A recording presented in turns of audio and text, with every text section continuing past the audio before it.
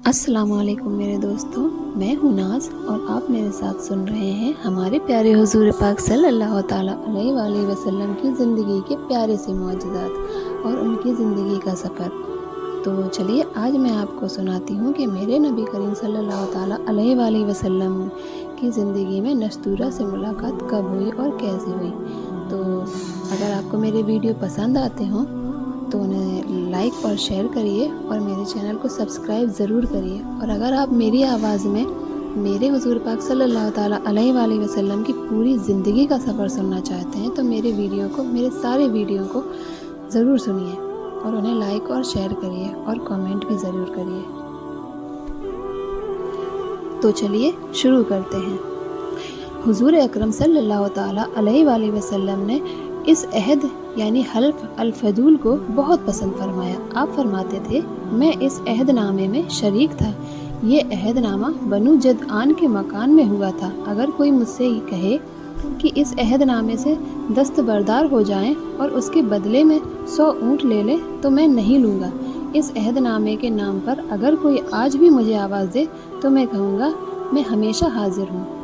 آپ کے اس ارشاد کا مطلب یہ تھا کہ اگر آج بھی کوئی مظلوم یہ کہہ کر آواز دے، اے حلف الفضول والوں، تو میں اس کی فریاد کو ضرور پہنچوں گا۔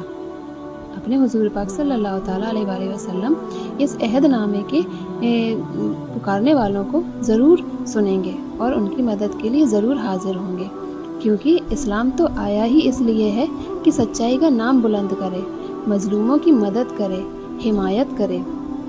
یہ حلف الفضول بعد میں بھی جاری رہا۔ مکہ میں آپ کی امانت اور دیانت کی وجہ سے آپ کو امین کہہ کر پکارا جانے لگا تھا۔ آپ کا یہ لقب بہت مشہور ہو گیا تھا۔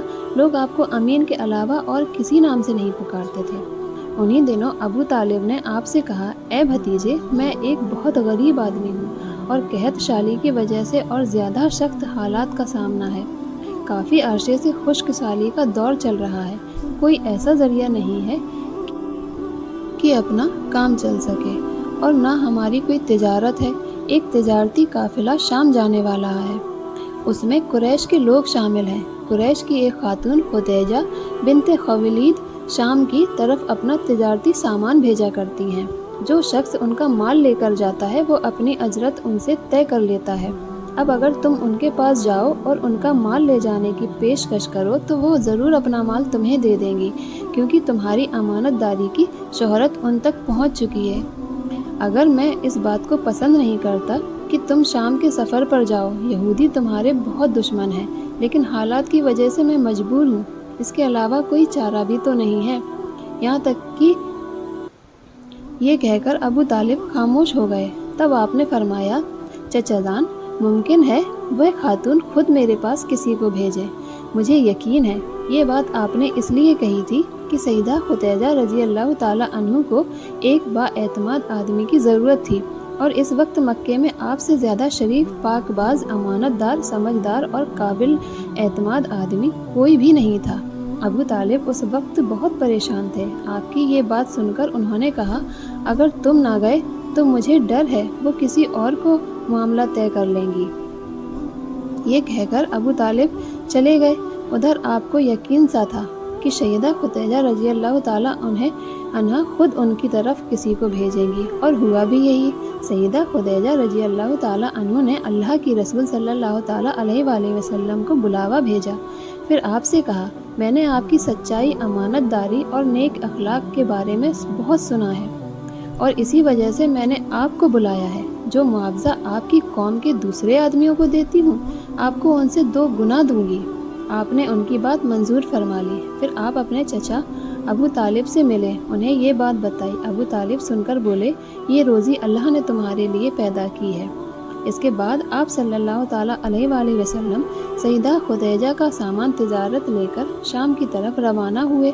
سیدہ خدیجہ کے غلام مصرح آپ صلی اللہ تعالیٰ علیہ وآلہ وسلم کے ساتھ تھے۔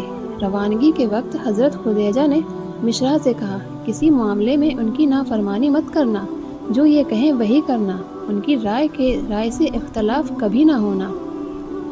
آپ صلی اللہ تعالیٰ علیہ وآلہ وسلم کے سب چچاؤں نے قافلے والوں سے آپ کی خبر گیری رکھنے کی درخواست کی۔ اس کی وجہ یہ بھی تھی کہ ذمہ داری کے لحاظ سے یہ آپ صلی اللہ تعالیٰ علیہ وآلہ وسلم کا پہلا تجارتی سفر تھا۔ گویا آپ صلی اللہ تعالیٰ علیہ وآلہ وسلم اس کام میں بالکل نئے تھے۔ ادھر آپ روانہ ہوئے، ادھر آپ صلی اللہ تعالیٰ علیہ وآلہ وسلم کا معجزہ شروع ہو گیا۔ ایک بدلی نے آپ صلی اللہ تعالیٰ علیہ وآلہ وسلم کے اوپر سایہ کر لیا۔ آپ صلی اللہ تعالیٰ علیہ وآلہ وسلم جہاں جہاں جاتے وہ بدلی آپ کے ساتھ ساتھ چلتی۔ جب آپ صلی اللہ تعالیٰ علیہ وآلہ وسلم شام پہنچے تو بشرا شہر کے بازار میں ایک درخت کے سائے میں اترے۔ یہ درخت ایک عیسائی راہب نستورہ کی خانقاہ کے سامنے تھا۔ اس راہب نے مشرا کو دیکھا تو خانقاہ سے نکل آیا۔ اس وقت اس نے آپ صلی اللہ تعالیٰ علیہ وآلہ وسلم کو دیکھا۔ آپ صلی اللہ تعالیٰ علیہ وآلہ وسلم درخت کے نیچے ٹھہرے ہوئے تھے۔ اس نے مشرا سے پوچھا، یہ شخص کون ہے جو اس درخت کے نیچے موجود ہے؟ مشرا نے کہا، یہ ایک قریش شخص ہے، حرم والوں میں سے ہے۔ یہ سن کر راہب نے کہا، اس درخت کے نیچے نبی کے سوا کبھی کوئی آدمی نہیں بیٹھا۔ مطلب یہ تھا کہ اس درخت کے نیچے آج تک کوئی شخص بیٹھا ہی نہیں۔ اللہ تعالیٰ نے اس درخت کو ہمیشہ اس سے بچایا ہے کہ اس کے نیچے نبی کے سوا کوئی دوسرا شخص بیٹھ ہی نہیں سکتا۔ اس کے بعد اس نے مشرا سے پوچھا، کیا ان کی آنکھوں میں سرخی ہے؟ مشرا نے جواب دیا، ہاں بالکل ہے، اور یہ سرخی ان کی آنکھوں سے مستقل رہتی ہے۔ اب نستورہ نے کہا، یہ وہی ہے۔ مشرا نے حیران ہو کر اس کی طرف دیکھا اور بولے، کیا مطلب؟ یہ وہی ہیں؟ کون وہی؟ یہ آخری پیغمبر ہیں۔ کاش میں وہ زمانہ پا سکتا جب انہیں ظہور کا حکم ملے گا، یعنی جب انہیں نبوت ملے گی۔ اس کے بعد وہ چپکے سے آپ صلی اللہ تعالیٰ علیہ وآلہ وسلم کے پاس پہنچا۔ پہلے تو اس نے آپ صلی اللہ تعالیٰ علیہ وآلہ وسلم کے سر کو بوسہ دیا، پھر آپ صلی اللہ تعالیٰ علیہ وآلہ وسلم کے قدموں کو بوسہ دیا اور بولا، میں آپ صلی اللہ تعالیٰ علیہ وسلم پر ایمان لاتا ہوں اور گواہی دیتا ہوں کہ آپ صلی اللہ تعالیٰ علیہ وآلہ وسلم وہی ہیں جن کا ذکر اللہ تعالیٰ نے تورات میں فرمایا ہے۔ اس کے بعد نستورہ نے کہا، اے محمد صلی اللہ تعالیٰ علیہ وآلہ وسلم، میں نے آپ صلی اللہ تعالیٰ علیہ وآلہ وسلم میں وہ تمام نشانیاں دیکھ لی ہیں جو پرانی کتابوں میں آپ صلی اللہ تعالیٰ علیہ وآلہ وسلم کی نبوت کی علامتوں کے طور پر درج ہیں۔ صرف ایک نشانی باقی ہے، اس لیے آپ صلی اللہ تعالیٰ علیہ وآلہ وسلم ذرا اپنے کندھے سے کپڑا ہٹائیں۔ آپ صلی اللہ تعالیٰ علیہ وآلہ وسلم نے اپنے شانہ مبارک سے کپڑا ہٹا دیا۔ تب نستورہ نے وہاں مہر نبوت کو جگمگاتے دیکھا۔ وہ فوراً مہر نبوت کو چومنے کے لیے جھک گیا، پھر بولا، میں گواہی دیتا ہوں کہ اللہ تعالیٰ کے سوا کوئی عبادت کے لائق نہیں ہے، اور میں گواہی دیتا ہوں کہ آپ صلی اللہ تعالیٰ علیہ وآلہ وسلم اللہ تعالیٰ کے پیغمبر ہیں۔ آپ صلی اللہ تعالیٰ علیہ وآلہ وسلم کے بارے میں حضرت عیسیٰ ابن مریم علیہ السلام نے خوشخبری دی تھی، اور انہوں نے کہا تھا، میرے بعد اس درخت کے نیچے کوئی نہیں بیٹھے گا سوائے اس پیغمبر کے جو امی ہاشمی عربی اور مکی یعنی مکہ کے رہنے والے ہوں گے۔ قیامت میں حوض کوثر اور شفاعت والے ہوں گے۔ اس واقعے کے بعد آپ صلی اللہ تعالیٰ علیہ وآلہ وسلم بشرا کے بازار تشریف لے گئے۔ وہاں آپ صلی اللہ تعالیٰ علیہ وآلہ وسلم نے مال فروخت کیا جو ساتھ لائے تھے اور کچھ چیزیں خریدی۔ اس خرید و فروخت کے دوران ایک شخص نے آپ صلی اللہ تعالیٰ علیہ وآلہ وسلم سے کچھ جھگڑا کیا اور بولا، لات اور عزی کے قسم کھاؤ۔ آپ صلی اللہ تعالیٰ علیہ وآلہ وسلم نے فرمایا، میں نے ان بتوں کے نام پر کبھی قسم نہیں کھائی۔ آپ صلی اللہ تعالیٰ علیہ وآلہ وسلم کا یہ جملہ سن کر وہ شخص چونک اٹھا۔ آگے کیا ہوا تو وہ میں آپ کو نیکسٹ ویڈیو میں بتاؤں گی۔